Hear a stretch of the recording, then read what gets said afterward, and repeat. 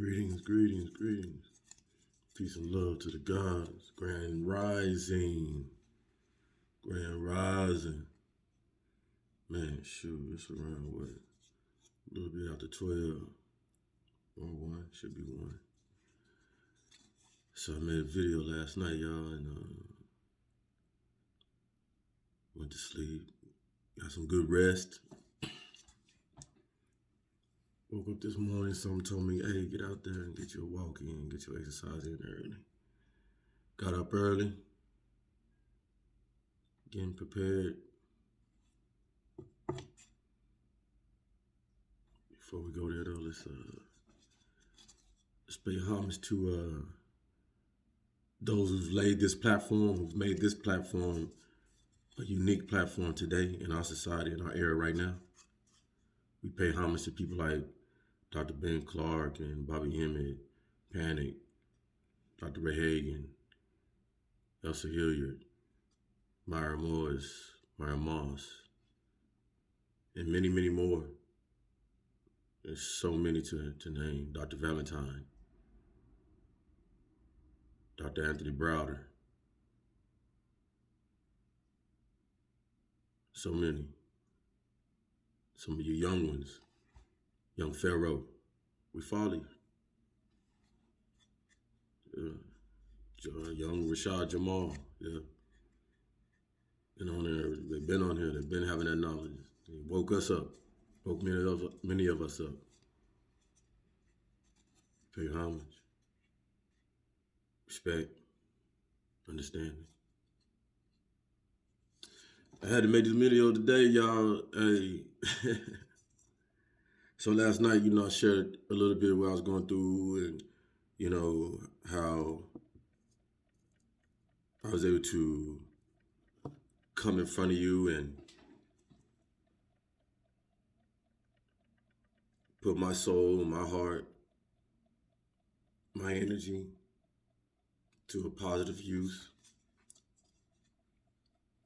And by doing so, I understand that touched somebody. If not on this plane here, within the ether, within the outer realms. Because the energy that I put out is the same type of energy I expected to come back. Positive. So I wake up this morning, getting ready for my walk, get my little music straight, and I got a messenger text. So and usually I don't use Messenger that much.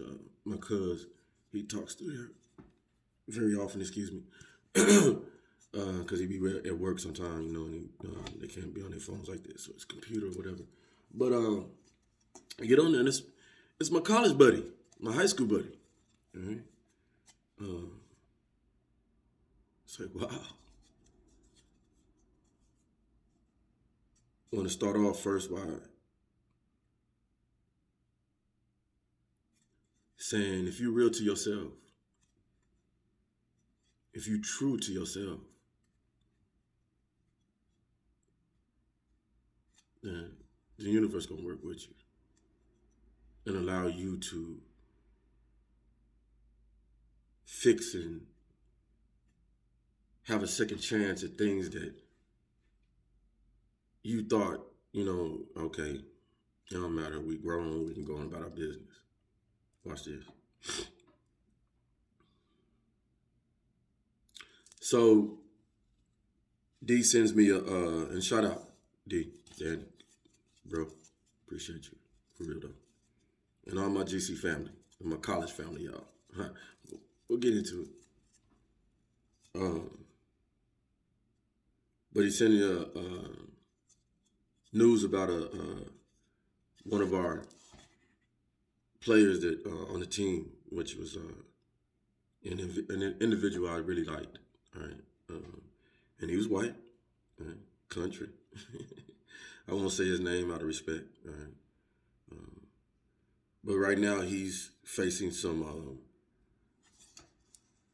some dire consequences because of his actions. And just a little sum up, he 3 a.m. in the morning, um, accidentally hit a guy, and the guy, I guess, passed away, or so he's in a bad space right now, and it was crazy because it showed a photo of him, front page, in the back seat, his whole face, and you can just see you seen the young Dan in him. I mean, you seen the guy in him, beautiful dude, man. I mean, he was a stud. I remember him. He was a freshman up under us. Um, Hell of an athlete. Shoot, he could match me, boy. He was hell of an athlete. Play basketball, football, do it all, run track, all this stuff. Remember him, little bow-legged dude. Not little. He was about 6'6", 6'1". He is, because thank God he's still here. Thank the Almighty. He still have a mission on this world. But I remember him coming in, man, and we tutoring him up because Coach had moved James to wide receiver, which was one of our fastest guys, if not the fastest guy on the team.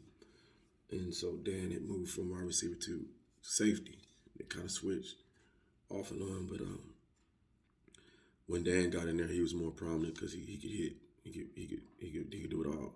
James, James, you'll probably see this. James was sweet boy. That boy was sugar boy. You couldn't touch him for nothing. That boy could run. You couldn't even touch him. There's no tackling him. It was a deer. Anyway, so that's what I mean sweet. I don't mean like he was he was killing all these damn women up in that boy. I tell you, boy. He was something else. But I remember the kid, man, and just good attitude, country. But I bring this up because, they were country. We was right there, right about 45 minutes outside of Missouri into Illinois line. And I remember Vandalia, and the little school we went to was Greenville College, all right, Free Methodist College. So I walk you because one of the things that comments that somebody made in my Gmail said, you seem, you're in the therapy room, you seem angry and borderline racist. Borderline. It's borderline. Borderline racist. You either racist or you ain't. I don't know what borderline is. Okay? You either racist or you ain't. But let me touch on that. And it was a female. I can't be racist.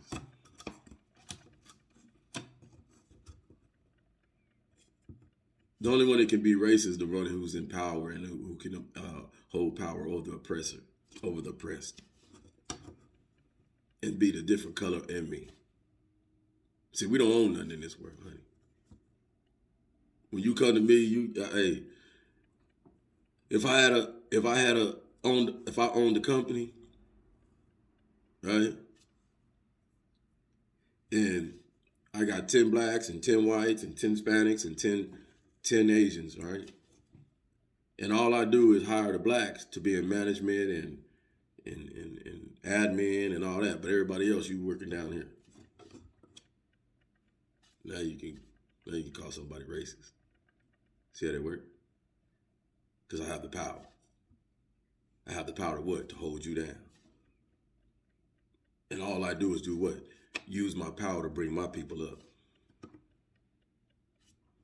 There's a problem there. That's discrimination, right? Discrimination, go look up the word racist. All right, you get it? Okay. So, no. But I'll give you why I walk a fine line between not tolerating racism or racist people and having whites and different ethnicities in my family, my own family. loving it because understanding they love who they are, the people that are my family. Ain't no white person that has gone with or married or, to my knowledge, any of my family members or myself has called us nigga or showed hatred and, or went to a Klan rally or identifies with the Confederate flag and all this stuff. See what I'm saying? So in high school, remember I told you a couple of videos back, my freshman, my junior year, because Todd was still there, so junior, he was ahead of us. Yeah, my junior year, me and one of the white dudes who liked me, and we liked each other. It wasn't like we didn't like each other. We wasn't no tight or nothing. He was an upperclassman, but he understood my talents and stuff. So we fucked with each other. But we were slanging words, just playing really, and he slanging nigga, and I'm slanging hunky. And the coach at the time, the linebacker coach, I don't remember his name, care not to, took his side, came out and just grabbed me. I'm in my drawers trying to get dressed, slanging me across the floor. Yeah. So having that traumatic experience and seeing it sugar coated over, I was freshman year. I made varsity on football, but I was a wide receiver. As a wide receiver, then I skipped football. Sophomore year, went basketball because I was going by the God's blueprint, my dad, and just played basketball. Made varsity, so I'm playing varsity. So I got lettered, youth, young, and junior year, then I went on with both as on varsity for both. So my junior year, I was wide receiver. Wide receiver, running back coming up when I first got to Big Spring, then freshman year, and then wide receiver, then got skull drug. The guy said, "Hey, good boy, this is what happened. I'm sure it is." I wasn't there. I ain't gonna lie. But the most shock to me was when the coach the next year, my senior year, say, "Shelby, get up there at quarterback." Everybody looking around. Hey, me, I'm like, shit. What? You heard? Get up there at quarterback. So I'm up there with, and Gil, no. Gil tell you, he ain't never played quarterback. He wide receiver. Yeah. So you know what happened. He said, that boy better be at that goddamn key position. So, we're going to blow this goddamn school up. It's just what it was, man. I can imagine that boy. That man was, you think I'm crazy. People know. Shit, cross him if you want to. In his young days, you know what I'm saying? Shit. Got older, them young dudes try to fuck with him because he anyway. So having that experience and then going to college, man, we thank Todd Coker, me and D, right? May he rest in power, man.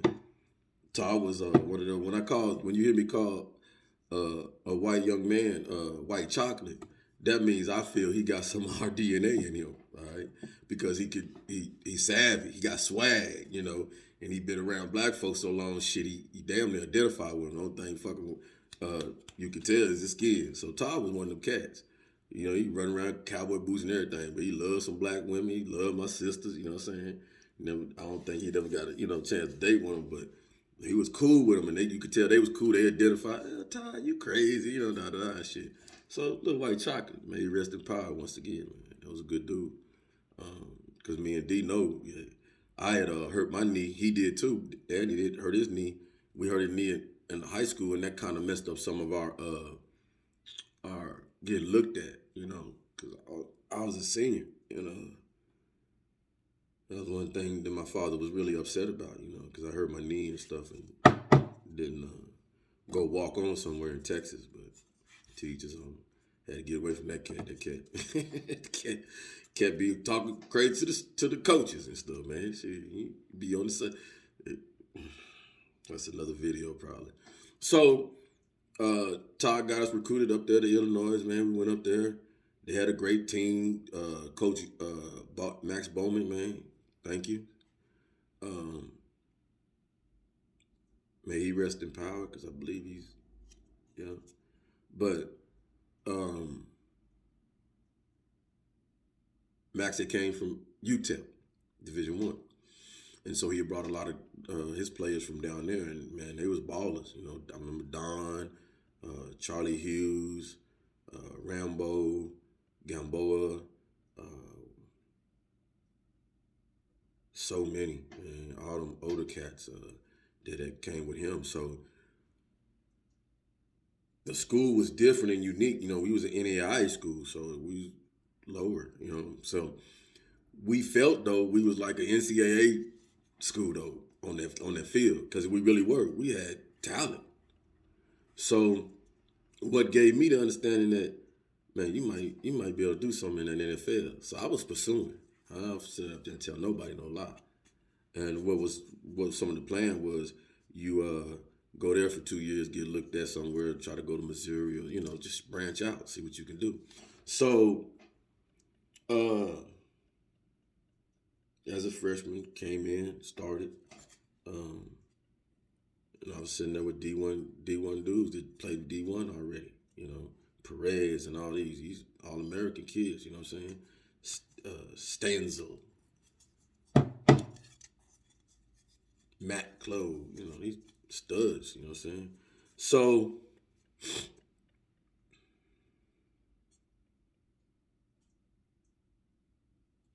get to school, you know, we had a quarterback, Boo, shout out to Boo, white quarterback, cool. And that cat was like, he was like 6'4", 250. Could run though. Run. Talking about fast.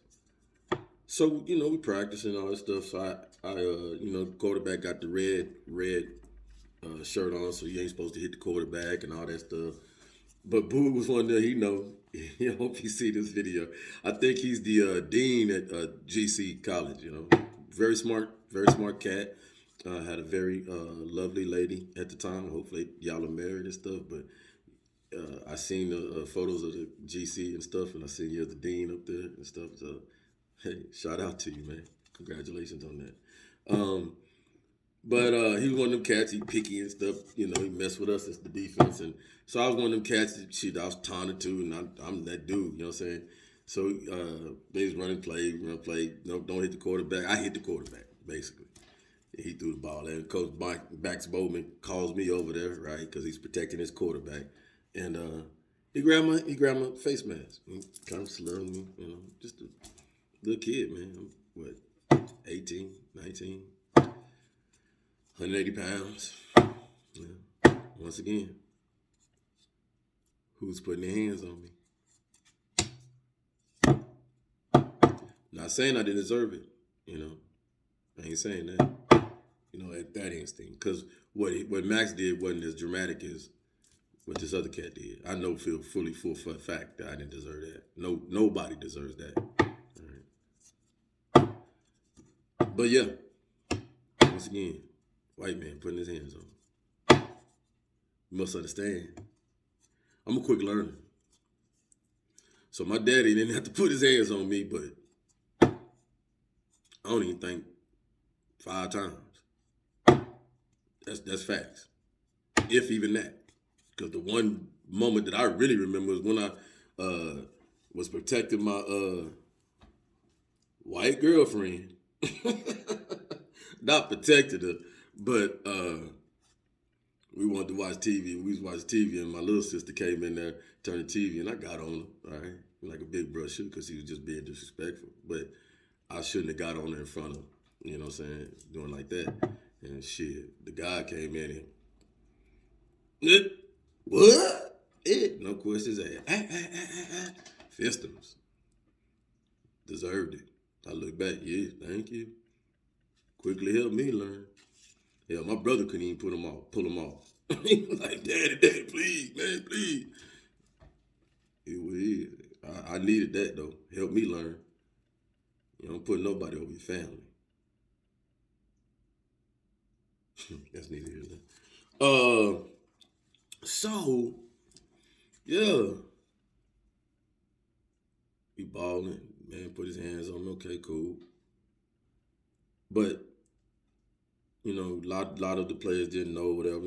Later on he called me up because I was one of them cats. You gotta let me cool down before you come approach me and stuff. A lot of people who felt they was leaders over me and stuff like that understood that kind of, what I'm saying? Because I tell people shit, I ain't have no 0 to 100. Nigga, I was already at 100.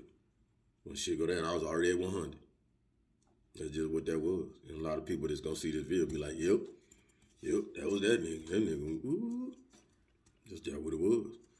So, going through that, another traumatic moment, right? Them type of moments don't sit well with an individual like me who understands who I am, who was taught in his past as a little young dude when he started talking by his mother. You more than what motherfuckers gonna tell you. You a whole lot more than what motherfuckers gonna tell you in this world. They are not like you. People that wear your skin, son, are not like you. But they gonna tell you they are. But you're gonna find out easily. Fool like you wanna know too much. You don't I wasn't good, I was great in school, but pay attention when it came to crap. I'm questioning the teacher. They calling my mom because I'm asking too many damn questions. It just interrupts the. My mom be like, "What are you asking? Is it towards the subject?" Well, yeah.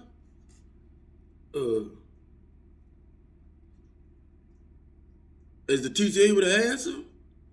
Well, that's not the question, Miss Carbo. It's just he keeps the pace of the class from. She was like, That sound like y'all problem. Stop calling me.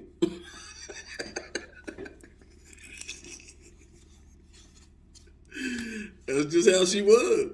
If it was not to the point of me being in the room like, hey, dude, throwing spitballs or something like that, if it was pertaining to the curriculum, because she knew she was raising me at home. She was teaching me at home.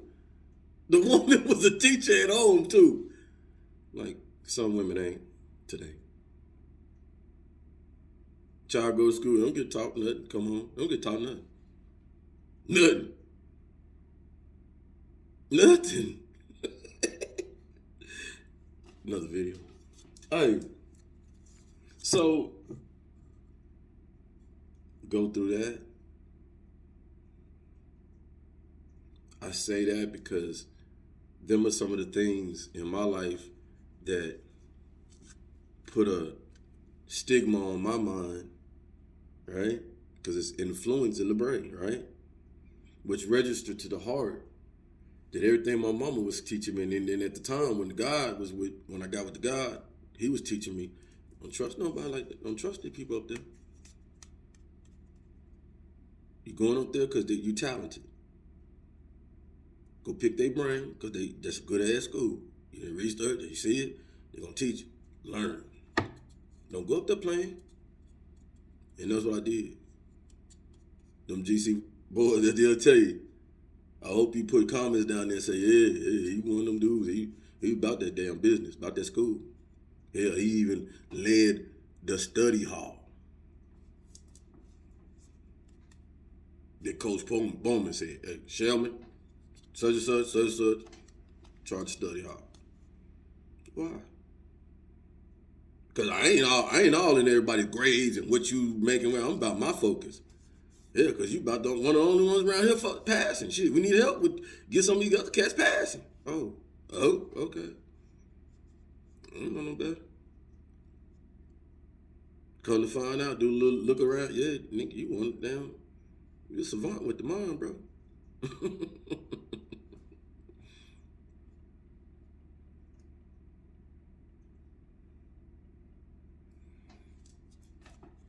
I say all that too because I met some great friends, black, white, Hispanic. Yeah, we had some Hispanics up there. They came from El Paso, whole group, little group, 10 of them. Ball out. Perez, Martinez, they ball out, boy. El Paso. Hey! Came with that other El Paso crew. What's up, peoples? Rock, Ike, Mark, even you, Sims.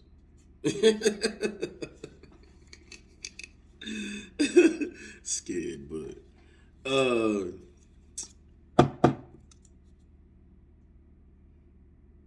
owe the team an apology. A couple of years back, we lost rest in power Landon Johnson, right?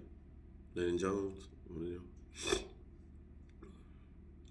See how phasing my memory is with it because Lyndon was, that cat was old.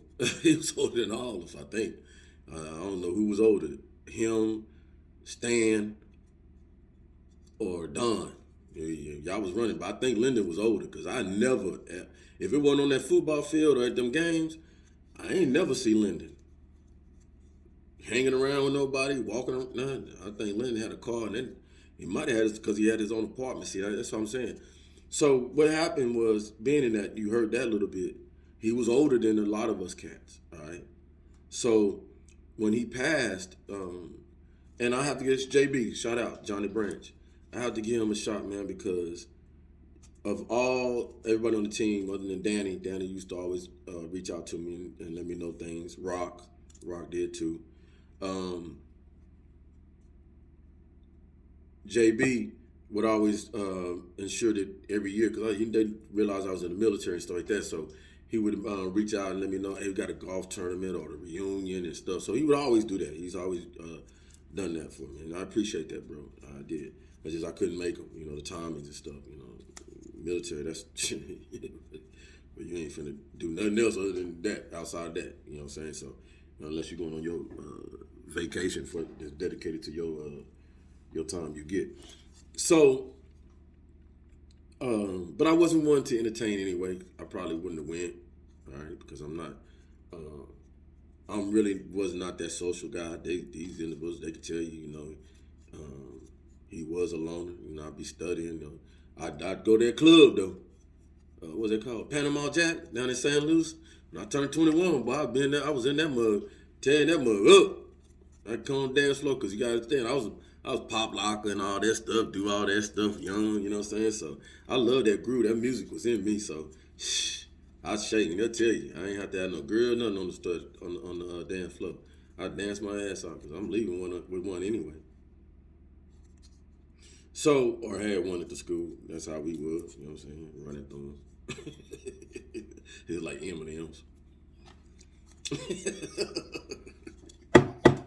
Crazy. Life was crazy. My best years. Some of my best years. Because I learned a lot. But we was loved. That's what I want to come to. We was loved.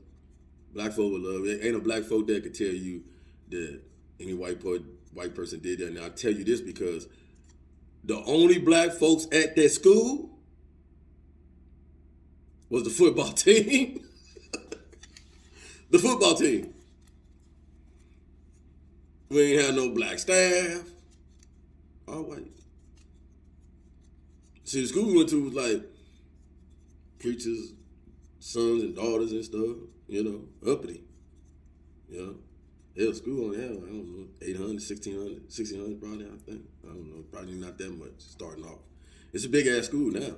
I ain't got everything. Or has gotten bigger. But, and the houses around the school and all that stuff, nice, big, 250, 300, 3,000, you know what I'm saying? But you had your little small pockets of black community and stuff like that, just small, real small. But mixed kids, you know what I'm saying, stuff like that. But, so the foot talk, we was all black, and then, but loving people though, I gotta be honest, took care of us, But you see why? Look at it. This is how your mind wrote on, because you don't know why. Why they take care of you like that? Because you just you really a dollar sign. Right? You're a dollar sign. You bring revenue to it. And this what upsetted me as I started understanding the process of this education system. We go there and, I'm 18, 19 years old, 18 probably, all of us sitting there. Ain't no parents there for them black folks, for the black kids. I remember one group of parents, and the kid, because I had hair like this, my curly and stuff, and I remember the kid, me and him identified, because we kind of, pop lock, da da da. He came from gang violence, I did a little bit, and his parents brought him down. I don't remember no other black parents bringing their kids to school. So I say this because this was the time frame. This is the 80s. Okay? It's 88, 89, right? So in this time frame, they giving Stanford, Bradford loans, all that kind of stuff, Pell loans, all that stuff. So you ain't got no parent there. You talking about a contract with loans.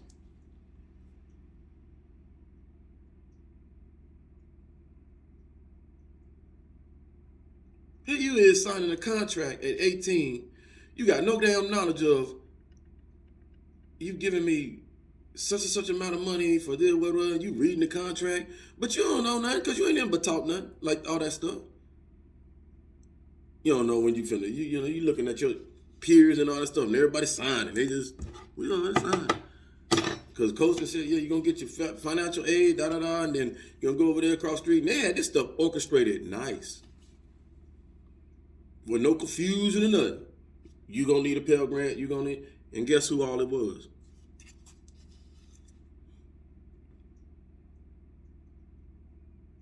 So it's running a little industry there, little money industry there. All colleges, not just that college, all colleges.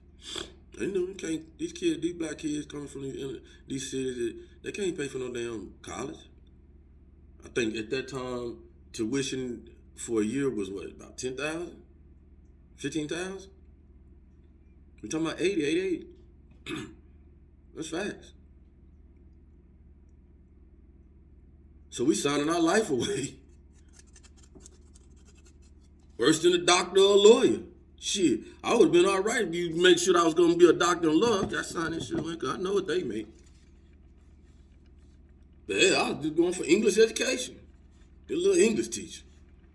I know what they make too. Shit. And this ain't going to cover this. But I didn't know at the time. 18. You don't know. You just trying to play football. You just happy you somewhere playing football. It's facts. So, stuff. Seeing how the system works, understanding, man, this is boo. What the heck? So, come to Linden passing, JB sends out a text for about 20, 25 of us, mass text. Cool, I ain't tripping. Letting us know Lyndon Johnson passed and stuff like that, and when the funeral and stuff like that. So everybody send their condolences on that day. Cool.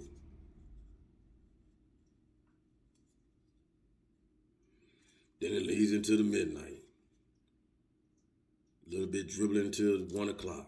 People spreading okay, cool, get it. But then it leads to the next day. And at this time, people, I'm taking care of my mom. In all reality, y'all, I was stressed out. If I look back and look at the situation, taking care of my mom, not getting a lot of sleep, on top of not getting enough sleep, putting a lot of weight around the house, man, taking the kids to school, back and forth, boom, going to their games. My old lady, she, her health wasn't great, back, knees, all kinds of stuff. If she worked in Temple, then I was the one who was cooking, so in a way we took the opposite road, which was cool with me. I ain't had no problem with that, you know what I'm saying? But it took a toll. So in that, me understanding my behavior and having too much on my plate, causes a nasty behavior for me. I was an asshole. I can say that. So in that, and they hit me with this, I was to the point like, hey, I can't deal with this right here. But I need my phone because my kids, this, and that what they was still doing, going on there. And what got at me was, and I'm just gonna be honest, guys. I'm not trying to be hurtful or anything. Okay, we all didn't reach out to each other while Lyndon was alive like that. And one of the points of me opening this channel for myself is to be transparent and honest and just open, like how I feel, how I really feel, and not hide behind no fake shit. Cause I know and understand that you guys know the Sean you knew, he wasn't no fake dude. He wasn't no fake on the field. He wasn't no fake student. He wasn't no fake friend. If I was friend to you, I didn't run around gossiping behind your back, backstabbing you, trying to take your girl behind you. I didn't do all that shit because that just wasn't who I was.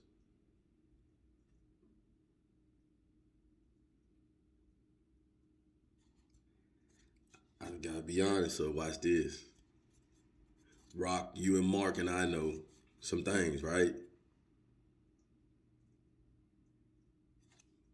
I apologize for that. It wasn't as if I didn't know, because I knew.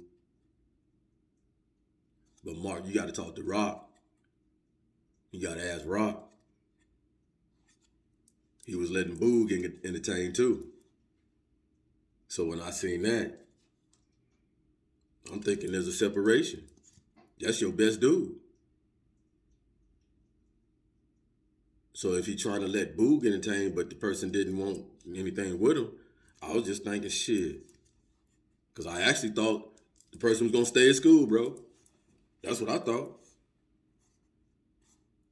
Till they got on the plane to go to... Hey, what the hell? Where they do this at? But I apologize. Real talk. Because if I would have knew better, man, y'all know me. Y'all know me better than most out here. Don't matter how old we done got. Ways don't change. Still the same dude. I don't do that to friends, especially friends. Nah, man. Hell no. Nah. Y'all was my people. Shit. Moved to El Paso. Who took care of me? Y'all did. Showed me the way to land, everything. Okay?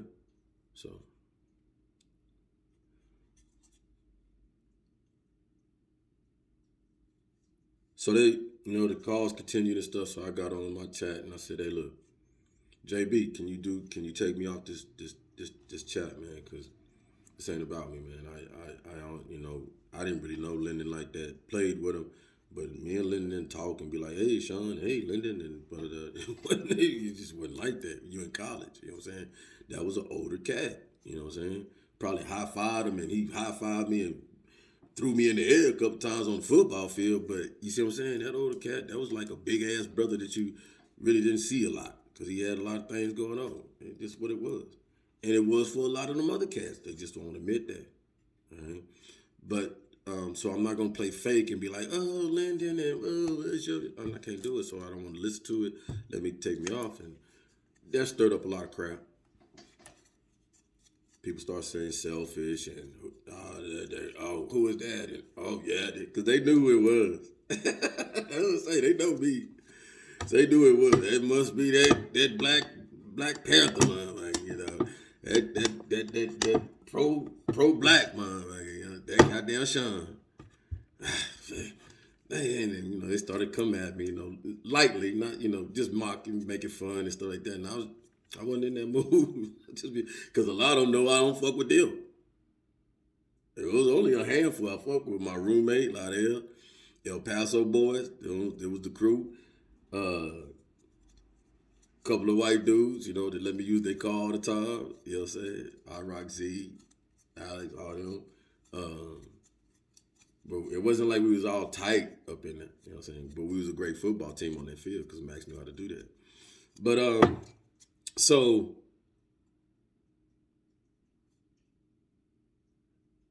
I was in a bad space. And I rant and I raved. I did that all day, all through the night. Just thinking I'm putting people in place and just going off on them. And I was just venting my anger on them. And I apologize to y'all, man. Real talk. Somebody says, he got a lot of stuff going on, you can tell. and I appreciate that. For some of y'all new, you know what I'm saying. I think I talked to Lottie after that. Ladell, my roommate. What's up, Lottie? Because Lottie understands. You know, he brought me to Islam too. Because Lottie was Muslim or was practicing Muslim, and so he enlightened me a lot. So that rubbed off on me. So when I came in the military, man, shit, I jumped in. But y'all already know that.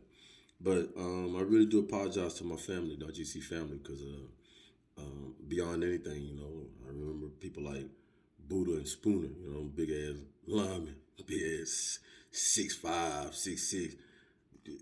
6'6", killing squirrels with they damn with they bows and stuff and making stew and shit, and we up in there killing it.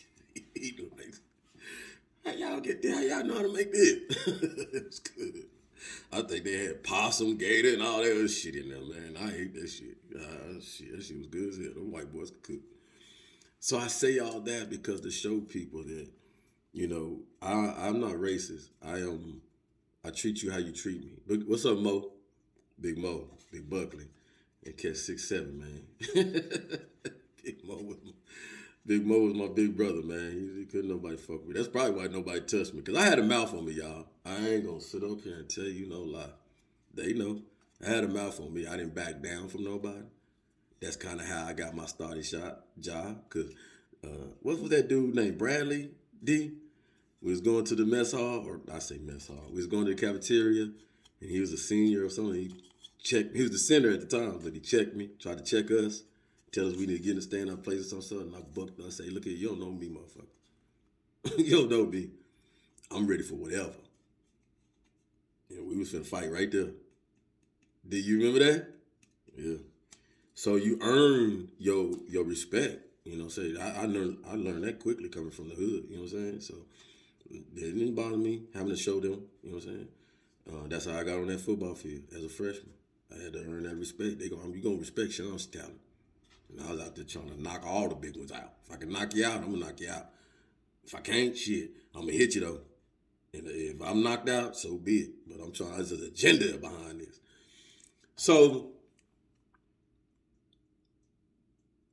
had great people. You know, you had an incident when Max happened, but that coach, him and Coach P, Coach Dan, showed nothing but love to us on and off that field. They cared about our lives. There was players that came before. We would get kicked out like this because it was a free Methodist college, so you supposed to be following rules. And what the college didn't understand, or basically what we didn't understand, but the college had to find out the hard way too, is these brothers ain't gonna conform to the rules too well because they already out here. We talking about don't have promiscuous sex and all that. They've already been in their hoods. Some of these cats got babies. So all y'all did was bring in little grown men to the school so we could procreate.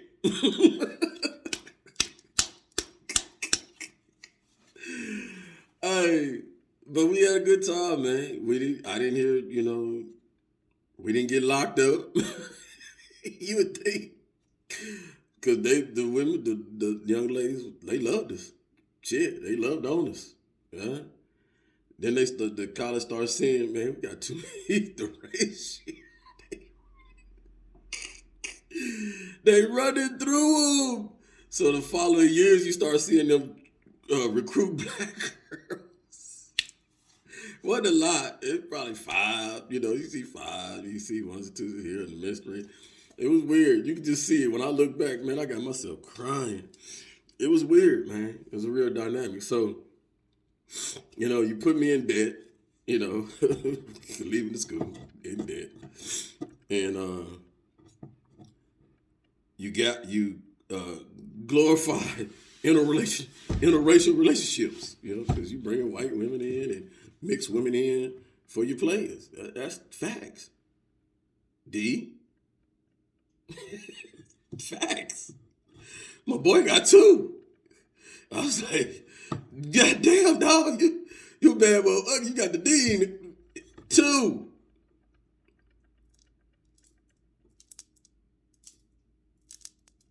recruited just for him by the young dean. If I'm lying, boy, hey.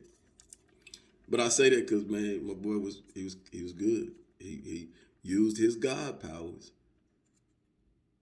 to manipulate them situations up there, man. He know what I'm talking about. Because there's a lot of us that should have got kicked out, man. Some of these guys we was able to get. I congratulate those who were able to go on and get their degrees and stuff like that, man.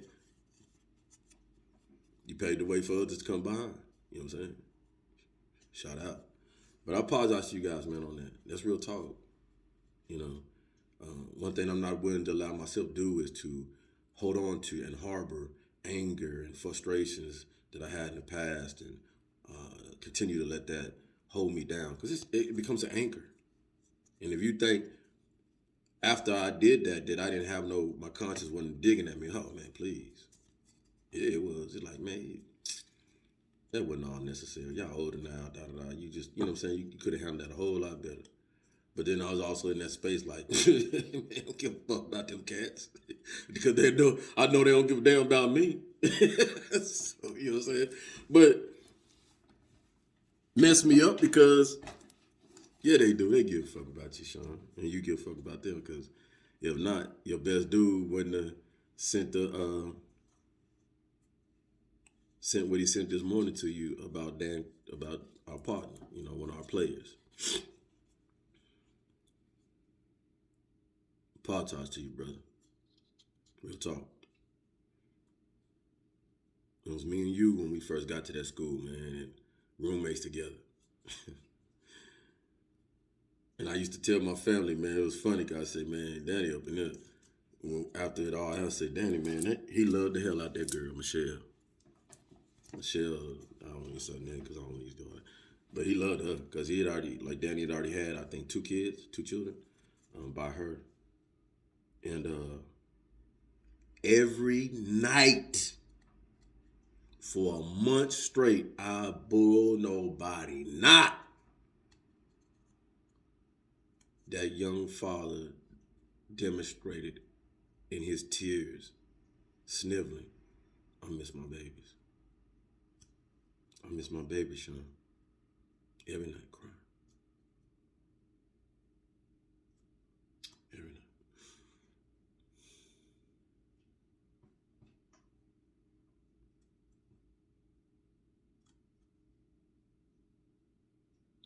It touches because, I had my child young too, same as him. And my mom wasn't on it. I can't sit here and tell y'all no lie. But because of what he was going through, it made it resonate with me that it should have been. And it should be. But see, we was in 2 different roles too because, he left the young lady and she had to fend for herself with her family, you know what I'm saying? So he didn't know the stability of it. Where that my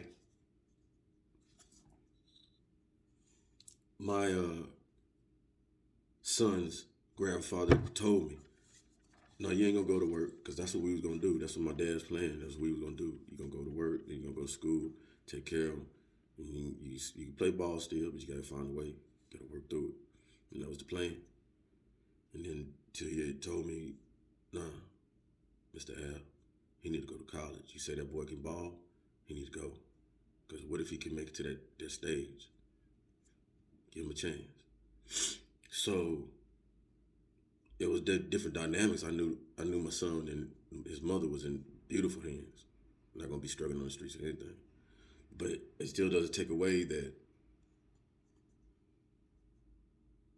at 18, I was living my life. I wasn't in tune like him, like Danny. So that's what impressed me about you. That's what made me draw closer to you. Because I seen your heart. That's probably what made me who I am today. Because I identify people that show their heart. So I said some things.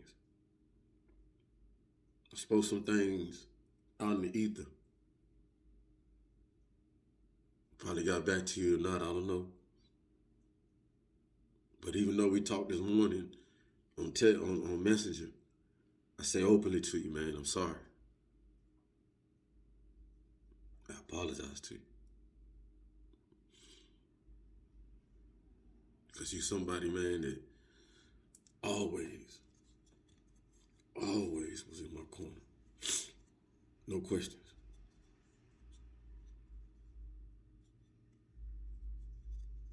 No questions. And I appreciate you for accepting my apology this morning. It shows the character of man you are. As I told you, I have been watching you from afar. You out there in my hometown, bro. Beautiful thing.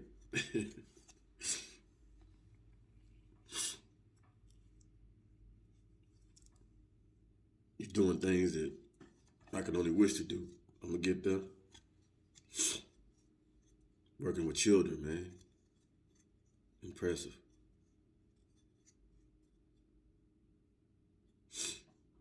Pillar in this world. Fuck your community. Fuck that state. You're a pillar in this world. I've watched you drive them kids from all down that coast. I've watched you raise your family, man. Put them on a pedestal and love them. I appreciate the view. Learned a lot.